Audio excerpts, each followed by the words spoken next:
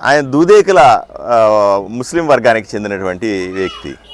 ఆయన చెప్తున్నాడు, నా కొడుక్కి క్యాన్సర్ వచ్చింది, ఎన్నో హాస్పిటళ్ళు తిరిగాను, బెంగళూరు తీసుకుపోయినాను, కర్నూలు తీసుకుపోయినాను, రకరకాల ప్రాంతాల్లో తిప్పాను. ప్రభుత్వం నా దగ్గర నేను ఉన్న చేను కూడా అమ్మేసుకున్నాను. ఎన్నో కష్టాలు పడ్డది మా కుటుంబం. ఎంతమందిని అడిగినా సాయం చేయలేదు. చివరికి ఎమ్మెల్యే దగ్గరికి పోయినాను. అయ్యా, మీరేమైనా ప్రభుత్వం దగ్గర నుంచి నాకేమైనా సాయం చేయిస్తారా? నా బిడ్డను కాపాడుకుంటాను. చికిత్సకు అయ్యే డబ్బులు నా వల్ల కావట్లేదు. చేను అమ్ముకొని ఇంట్లో డబ్బులన్నీ ఖర్చు పెట్టుకుంటే కూడా అవ్వట్లేదు. నేను ఎమ్మెల్యే చుట్టూ తిరిగాను.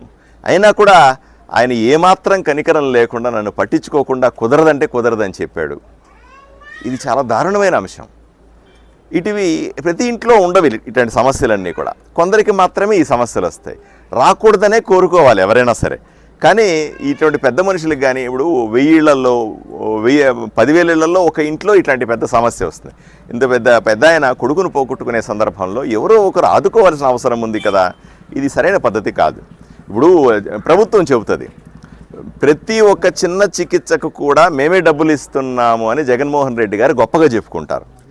డబ్బులకు ఎక్కువైతే, ఖర్చులు ఎక్కువైతే సీఎం రిలీఫ్ ఫండ్ నుంచి కూడా ఇస్తాము, మేము ముఖ్యమంత్రి ద్వారా కూడా డబ్బులు ఇప్పిస్తాము అని కూడా చెబుతారు. కానీ ఇవన్నీ నిజానికి వస్తే ఈ గోనబాయికి వచ్చి చూస్తే ఇది నిజమా? పచ్చి అబద్ధం. అయ్యా, ఇప్పుడు సాయి ప్రసాద్ రెడ్డి గారి ఎమ్మెల్యే గారికి నేను సూటిగా అడుగుతా ఉన్నా. 1 కాదు 2 సార్లు నేను ఎమ్మెల్యేగా ఎన్నుకున్నారు. ఇట్లాంటి కుటుంబాలని ఎవరైతే కష్టాలు పడుతున్నారో, కుటుంబాలు బిడ్డల్ని కోల్పోతా ఉన్నారో, చికిత్సకు అవసరమైనటువంటి డబ్బుల్ని మీరు ప్రభుత్వం నుంచి ఇప్పించలేరా? ప్రభుత్వం ఆరోగ్యశ్రీ ద్వారా, ఆరోగ్యశ్రీలో కూడా 60% డబ్బులు నరేంద్ర మోదీ గారు ఇస్తారు. ఆరోగ్యశ్రీ ద్వారా పూర్తి చికిత్సలు చేయించలేరా? కనీసం డాక్టర్లతో మాట్లాడలేరా? సదుపాయాలను ఇప్పించలేరా?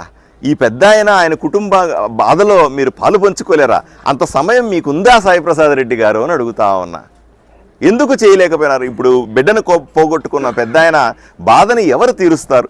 ఏదో చికిత్స జరిగి ఉంటే క్యాన్సర్ని మొదటి 2 దశల్లో 3వ దశలో కూడా కాపాడవచ్చు, వాళ్ళని బతికించుకోవచ్చు. పెద్ద ఆయన తిరుగుతున్న సందర్భంలో మీరు కనికరించి, మీరు ఆరోగ్యశ్రీ దృష్టిలో పెట్టుకుని హాస్పిటల్తో మాట్లాడినా, లేదా డబ్బులు ఎక్కువ అవుతూ ఉంటే సీఎం రిలీఫ్కి వెళ్ళి, సీఎం దగ్గరికి మీ ముఖ్యమంత్రే కదా, ముఖ్యమంత్రి దగ్గరికి వెళ్ళి సీఎం రిలీఫ్ ఫండ్లో డబ్బులు తీసుకొని వచ్చి పెద్ద ఆయనకి ఇచ్చి ఉంటే బిడ్డను కాపాడుకోగలిగేవాడు కదా. ఆయన ఉసురు ఇప్పుడు ఎట తగులుతుంది ఆలోచన చేయండి.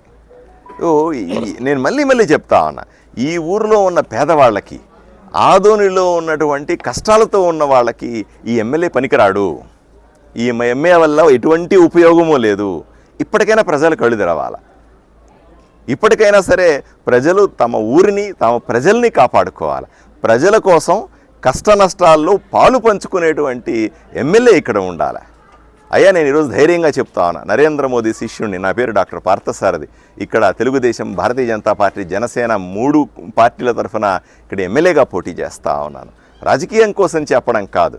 25 రోజుల్లో నేను ఎమ్మెల్యే కాబోతా ఉన్నాను. సాయిప్రసాద్ రెడ్డి గారిని చిత్తుగా ఓడించబోతా ఉన్నాను. నేను ఎమ్మెల్యే అయిన వెంటనే ఇటువంటి కష్టాలు నష్టాలు ఉన్నటువంటి పెద్దలు ఎవరైనా సరే, ఇటువంటి ఇబ్బందులు ఉన్న వాళ్ళు ఎవరైనా సరే ధైర్యంగా నా దగ్గరికి రండి. నా చేతనైనటువంటి ఎమ్మెల్యే స్థాయిలో నేను చేస్తాను. హాస్పిటళ్లతో మాట్లాడతాను. కుదరకపోతే ముఖ్యమంత్రిని అడిగి ముఖ్యమంత్రి రిలీఫ్ ఫండ్, రాబోయే రోజుల్లో చంద్రబాబు నాయుడు ముఖ్యమంత్రి అవుతా ఉన్నాడు, ముఖ్యమంత్రి దగ్గర నుంచి డబ్బులు తీసుకొని వస్తా. అట్లా కుదరకపోతే ప్రధానమంత్రి దగ్గర తీసుకెళ్ళి డబ్బులు తీసుకొని వచ్చి ఇటువంటి కుటుంబాలని, ఇటువంటి పెద్ద మనుషుల్ని కాపాడుకునే ప్రయత్నం చేస్తాను. ఆశీర్వదించండి.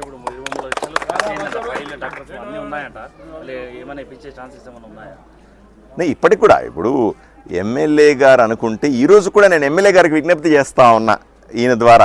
అయ్యా, ఈయన చెప్తున్నాడు చికిత్సకైనటువంటి ఖర్చులకు సంబంధించిన బిల్లుని నా దగ్గర ఉన్నాయంటున్నాడు. అయ్యా, బిడ్డను పోగొట్టుకున్నాను, కనీసం ఇల్లు పోగొట్టుకున్నాను, ఇంట్లో డబ్బులన్నీ పోయినాయి, కనీసపు డబ్బుల్ని, ఆ చికిత్సకైన డబ్బులన్నీ ఇప్పించే పరిస్థితి ఉందా బిల్లు పెట్టి అని అడుగుతా ఉన్నాడు. ఎమ్మెల్యే సాయిప్రసాద్ రెడ్డి గారు నేను కూడా విజ్ఞప్తి చేస్తా ఉన్నా, పెద్ద ఆయన విజ్ఞప్తి చేస్తున్నాడు. గ్రామంలో గోనుబాయిలో ఉన్నటువంటి గ్రామస్తులందరూ కూడా విజ్ఞప్తి చేస్తూ ఉన్నారు. ఇప్పటికైనా సరే స్పందించి ఆయన ఆదుకోండి. ఆయన 20 రోజుల్లో కూడా ఏమైనా చేయొచ్చు.